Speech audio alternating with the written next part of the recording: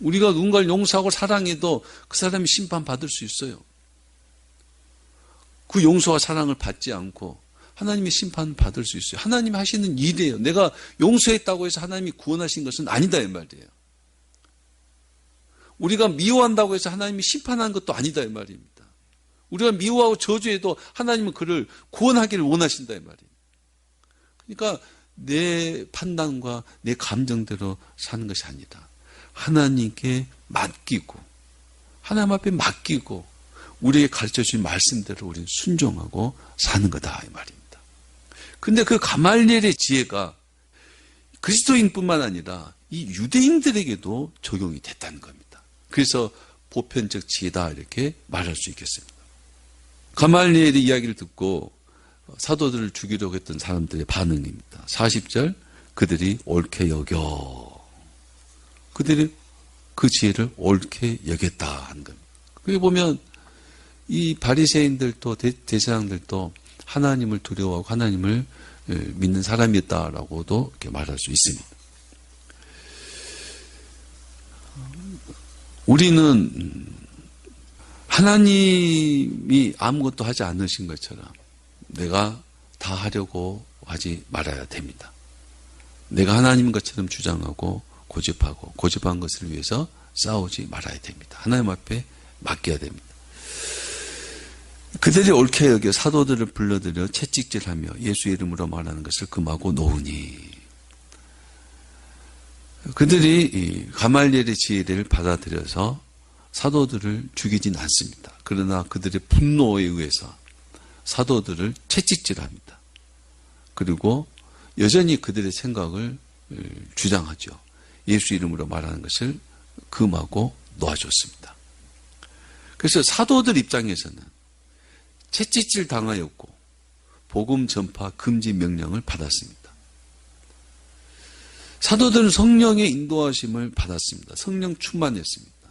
사도들은 하나님에 의해서 옥에서 건짐을 받았고 하나님이 세운 그 자리에서 복음을 전했습니다. 성령 충만해서 성령의 인도하심에 따라 복음을 외쳤습니다. 사도들은 하나님께 순종하고 성령께 순종했습니다. 그리고 복음을 전했습니다. 할 도리를 다 했다 이 말입니다. 그런 사도들은 붙잡혔습니다. 죽을 뻔했습니다. 채찍질 당했습니다. 정말 성령께 순종하고 하나님께서 세우신 자리에서 복음을 외치고 하나님의 뜻대로 행했는데 사도들에게 돌아온 결과는 채찍질 당하고 죽을 뻔하고 협박을 당했다는 것입니다. 채찍질하며 이 말은 말 그대로 치다, 때리다라는 뜻인데 이 헬라어 단어는 원래는 껍질을 벗기다라는 뜻이었어요. 껍질을 벗기다라는 뜻이 세월이 지나면서 치다, 때리다, 매질하다, 채찍질하다 이렇게 바뀌어졌어요. 그러니까 이 단어가 쓰인 어원, 이 단어가 쓰인 이 말의 의미는 껍질을 벗기다는 겁니다. 채찍질을 하는 것이 껍질을 벗기는 거예요. 옷을 다 벗겨놓고 채찍질해요.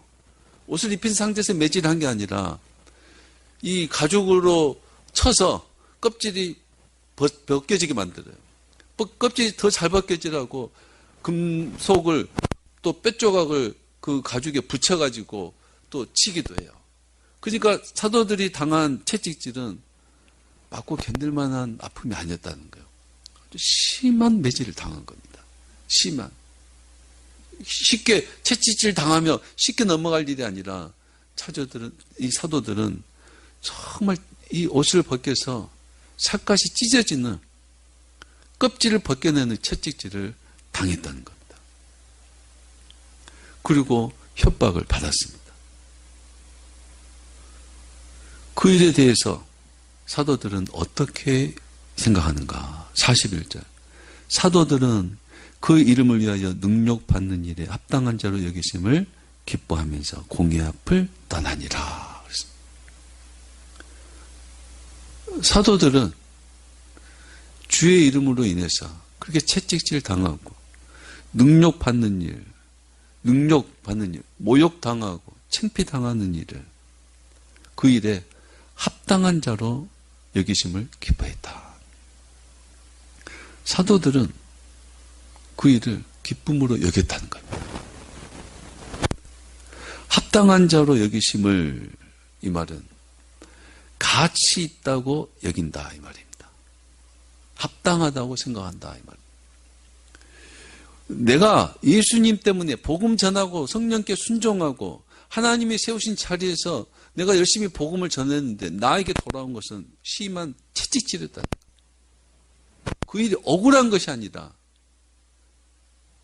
그 일이 억울하고 후회스러운 것이 아니라, 채찍질 당한다 할지라도 내가 주를 위해서 복음을 전했고 주를 위해서 매를 맞는 그 일은 나에게 가장 가치 있는 일이다. 가장 합당한 일이다. 그 일을 기쁨으로 여겼다는 겁니다.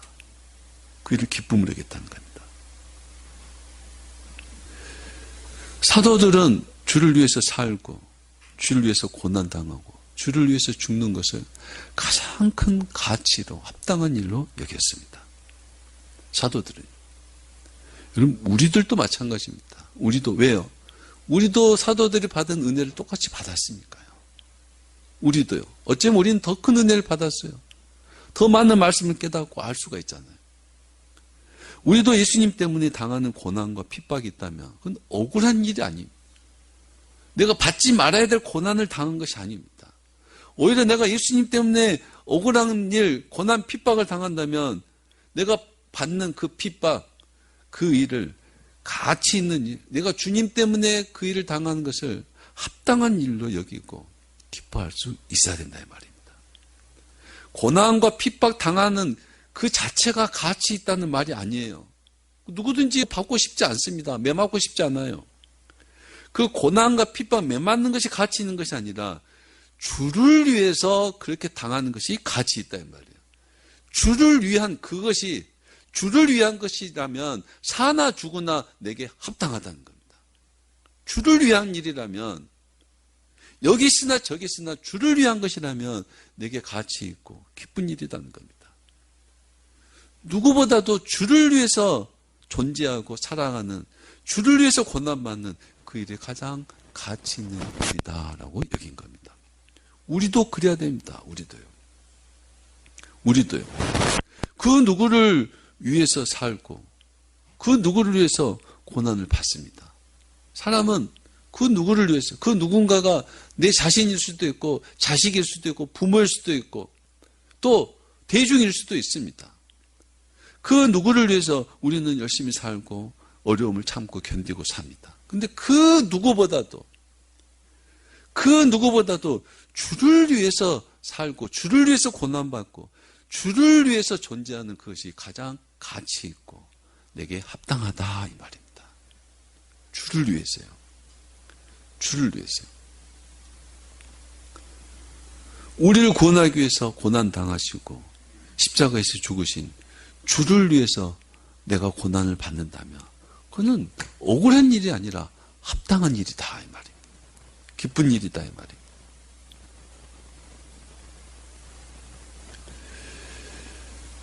우리도 그래야 된다 그랬습니다. 주를 위해서 고난 받는 것을 기쁨으로 여겨야 됩니다. 억울한 일이 아니라. 그런데 어떤 사람들은 예수 믿고 호강하려고 합니다. 예수 믿으니까 나는 호강해야 된다고 생각을 해요. 예수 믿고 편하게만 살려고 해요.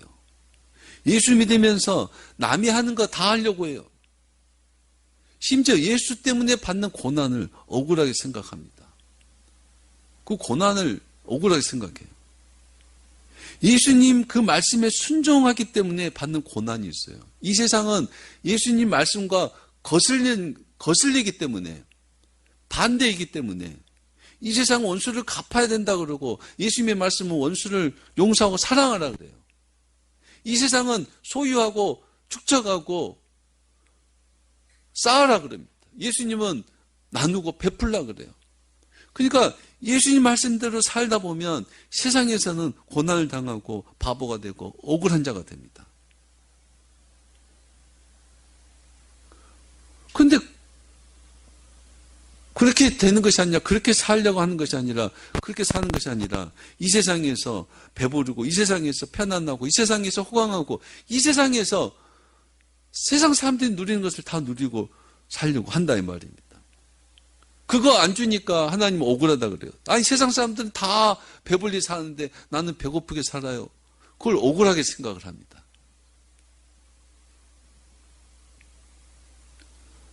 말씀에 순종하는 그 자체가 우리에게 기쁘고 감격스러운 일인데, 말씀에 순종하는 것 때문에 받는 고난, 아픔이 있다고 해서 괴로워하고 억울해합니다. 그렇지 않다 이 말입니다. 나 같은 죄인이 주를 위해서 산다면 그 자체가 영광스러운 일입니다.